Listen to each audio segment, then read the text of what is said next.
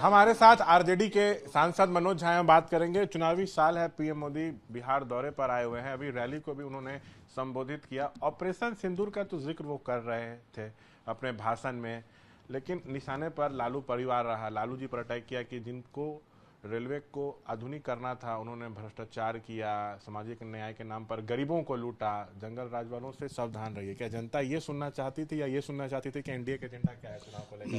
मैं तो समझ रहा हूँ कि जनता सबसे पहले ये सुनना चाहती थी कि 20 वर्षों में हासिलात क्या हुए बिहार के। जनता ये सुनना चाहती थी कि प्रधानमंत्री जी की वही नज़र होगी बिहार को जो गुजरात के लिए। ये नहीं कि पूंजी गुजरात में और श्रम और श्रमिकों का पसीना बिहार का, उनका खून बिहार का। ये अनइक्वल परिपाटी लोग नहीं सुनना चाहते थे। शहादत को नमन किया इम्तियाज साहब की, बहुत खुशी हुई। लेकिन नेता प्रतिपक्ष ने कुछ ही हफ्तों पहले एक चिट्ठी लिखी थी कि अर्धसैनिक बलों को भी क्या क्या संरक्षण दिया जाए, शहादत का दर्जा दिया है, उस पर चुप्पी हो गई।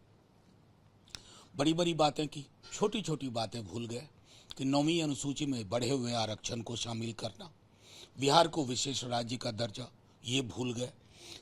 ऑपरेशन सिंदूर की बार ममता जी ने अच्छे से समझा दिया है, मैं उसमें जाना नहीं चाहता। लेकिन इतना ज़रूर कहूँगा, पहलगाम की पीड़ा के बाद ये देश की सामूहिक पीड़ा थी। जब व्योमिका जी, सोफिया जी और मिश्री साहब ब्रीफ करते थे ना, पूरा देश सुनता था।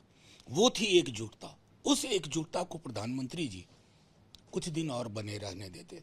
अभी तो मल्टी पार्टी डेलीगेशन आया भी नहीं है बाहर से, और आप लग गए घरेलू राजनीति में। वोट के लिए कुछ भी अपनी ही बात को भूल रहे हैं। 15 में क्या किया, बोला था सरकार आपकी नहीं बनेगी, इसका मतलब बिहार को कुछ नहीं बने मिलेगा। और अगर बन भी गई तब भी बिहार को श्रमिक बना रहना होगा, श्रम आपूर्ति का केंद्र बना रहना होगा।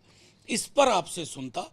बाकी कोर्ट कचहरी में चल रहे मामलों पर तो ना ही बोलिए कि कौन कितना राजशाही से रह रहा है, तो हम भी चश्मा, कलम, कपड़ों का जिक्र करने लगेंगे जो आपके ऊपर फपता बहुत है। सामाजिक न्याय पर ज्यादा फोकस होकर है कि जो दलित हैं, पिछड़े हैं, उन्होंने एनडीए के शासनकाल में सामाजिक न्याय का नया सवेरा देखा।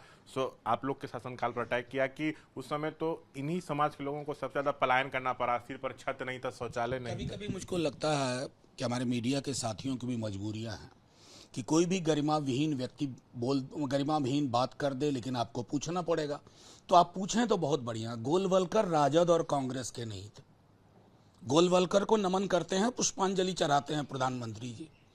बंच ऑफ थॉट्स पढ़ा ही होगा प्रधानमंत्री जी, उसके बगैर आप बन ही नहीं सकते आरएसएस में कुछ। जरा उसके नजरिए से भी देख लीजिए कि सामाजिक न्याय पर आपने क्या किया। घोड़ी पर चढ़ने में कत्ल कब हो रहा है ये भी देख लीजिए।